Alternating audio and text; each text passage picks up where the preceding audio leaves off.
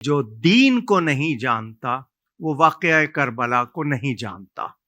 یعنی واقعہ کربلا کی سمجھ کے لیے دین کی معلومات بہت ضروری ہے. امامت کس کو کہتے ہیں؟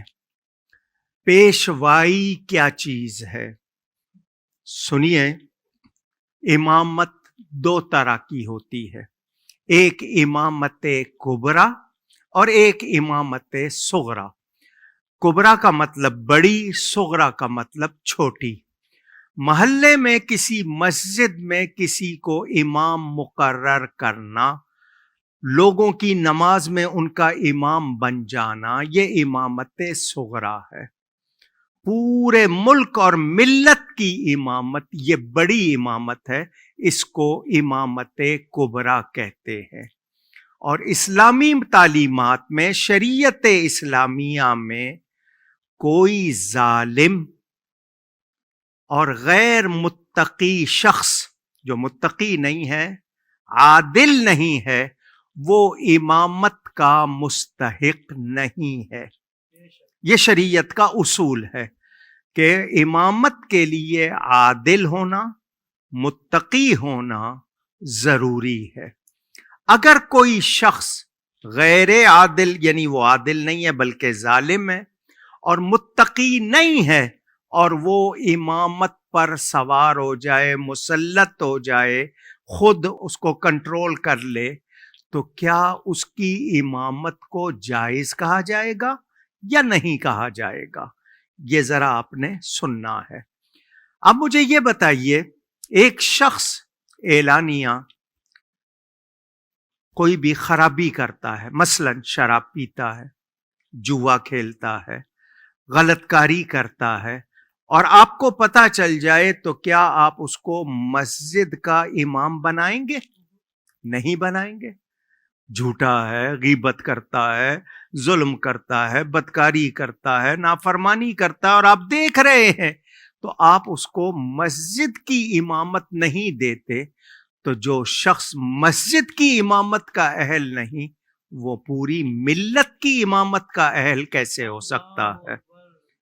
آپ نے سمجھ لیا. یہ بنیاد میں بتا رہا ہوں، پھیلا نہیں سکتا، اتنا ٹائم نہیں ہے. اب اگر کوئی غیر عادل، غیر متقی شخص امام بن جائے، تو اب کیا کرنا ہے؟ کیا اس کے خلاف آواز بلند کرنی ہے؟ اس کے خلاف اٹھنا ہے؟ اس کو خروج کہتے ہیں. اس کے خلاف نکلنا ہے.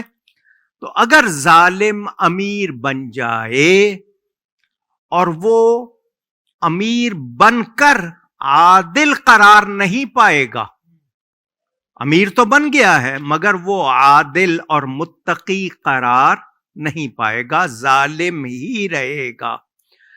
اب اس پر خروج کے معاملے میں جو شریعت اسلامی کا موقف ہے، اسٹینڈ پوائنٹ ہے، وہ میں آپ کے سامنے رکھتا ہوں. فسق کہتے ہیں نافرمانی کو، فاسق نافرمان کو کہتے ہیں. اگر ایسے شخص کا فسق ذاتی ہو، انفرادی ہو، یعنی وہ اس کی ذات تک محدود ہو، دوسروں پر اثر انداز نہ ہو، تو اس کے خلاف خروج نہیں کیا جاتا. کیوں؟ کہ وہ باقی تمام امور پوری طرح ادا کر رہا ہے، انجام دے رہا ہے، تو اس کے خلاف نہیں نکلا جاتا. بہت سے لوگ ہوتے ہیں، عیاش ہوتے ہیں، مگر رعایا کے حقوق اور معاملات میں عدل و انصاف کرتے ہیں، تو ان پر خروج کرنا جائز نہیں ہے. ہاں، امارت کے مقاصد کی تکمیل ہو رہی ہے، لہذا وہ گناہگار تو رہیں گے اپنے اس فسق کی وجہ سے، مگر ان کے خلاف خروج نہیں کیا جائے گا. اور اگر خروج کرنا ہے تو پہلے اس کی شرائط دیکھی جائیں گی. اب اس شخص کا فسق، نافرمانی، ظلم، برائی اس کی ذات تک محدود نہیں، بلکہ دوسروں پر بھی اثر انداز ہو رہی ہے، اور عمارت کے مقاصد کی پوری طرح تکمیل نہیں ہو رہی. عدل و انصاف نہیں ہو رہا تو پھر اس کے خلاف خروج ضروری ہو جائے گا۔ میرے پیارے نبی پاک صلی اللہ علیہ وآلہ وسلم کا ارشاد، من رأى منکم منکرا فلیغیرہ بیدہ، تم میں سے کوئی دیکھے کہ دین کو بدلا جا رہا ہے، نظام خراب کیا جا رہا ہے، تو اس کے لیے جو دیکھ رہا ہے ضروری ہے کہ وہ اپنے ہاتھ سے، طاقت سے اس کو روکے، اس کو بدلے۔ فَإِن لَمْ يَسْتَطِعْ فَبِلِسَانِهِ، اور اگر اس کی طاقت نہیں رکھتا کہ ہاتھ سے، طاقت سے روک سکے، تو زبان سے اس کے خلاف آواز بلند کرے، اور اس کی بھی طاقت نہیں رکھتا تو دل سے اس کو برا جانے۔ لیکن دل سے برا جاننا یہ ایمان کا سب سے کمزور ترین درجہ، اضعف الایمان کہا گیا۔ ضعیف کے معنی کمزور کے، اضعف کے معنی بہت زیادہ، تو یہ یعنی ایمان کا سب سے کمزور درجہ ہوگا۔ اب مجھے یہ بتائیے، آپ نے اتنی بات سن لی، شریعت کے اصول کے مطابق اب ایک اصول اور سن لیجئے۔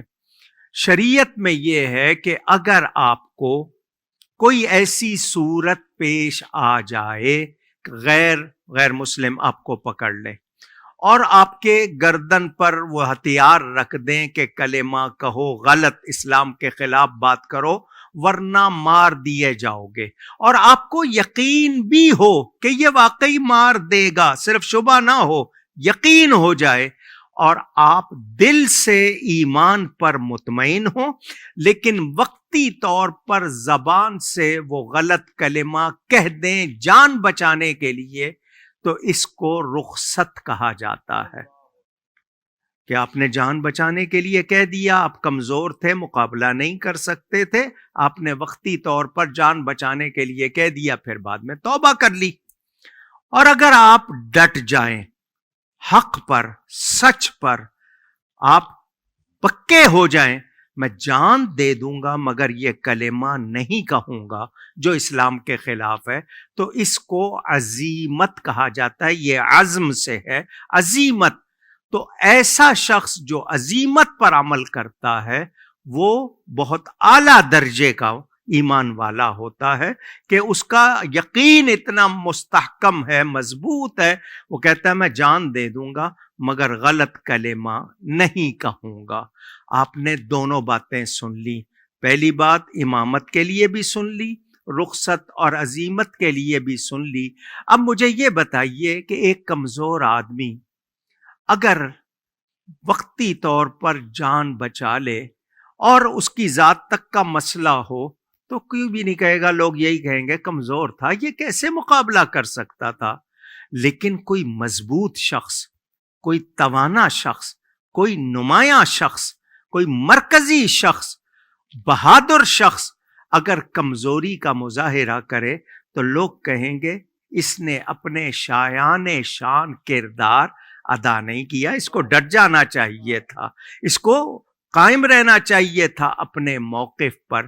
اب آپ نے یہ باتیں سن لی، اپنے دل سے پوچھئے اس دور میں امام علی مقام، امام عرش مقام سیدنا امام حسین جیسا کون تھا؟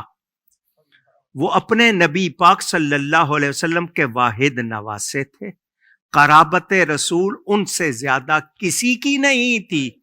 پھر علم کے لحاظ سے، فضل کے لحاظ سے، حسب کے لحاظ سے، نسب کے لحاظ سے، زہد کے لحاظ سے، تقوی کے، آپ جتنی جہتیں ہیں دیکھیں تو وہ آپ کو سب سے نمایاں شخص نظر آئیں گے، سب سے بہادر۔ وہ شیر خدا کے فرزند ہیں، نبی پاک صلی اللہ علیہ وسلم کی شجاعت کے مظہر ہے۔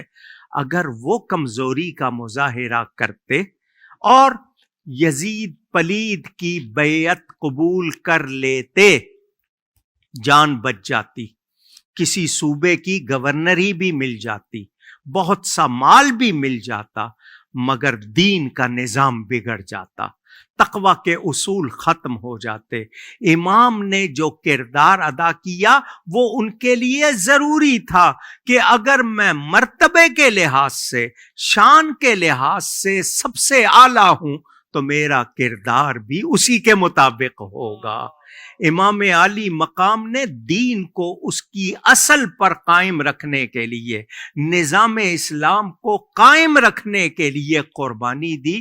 اگر وہ قربانی نہ دیتے تو ہر فاسق کو فاجر، فاسق کہتے ہیں نافرمان کو، فاجر کہتے ہیں برے کو، تو ہر ایک برے کی بیعت جائز ہو جاتی، اور وہ امام کی بیعت لوگوں کے لیے جواز اور دلیل بن جاتی کہ جب نواسہ رسول نے بیعت کر لی تو ہم کیوں نہ کریں؟ کیا ہم ان سے زیادہ ہیں؟ انہوں نے کر لی تو ہم نے بھی کر لی، تو پھر بتائیے دین میں کہاں اصول رہ جاتے؟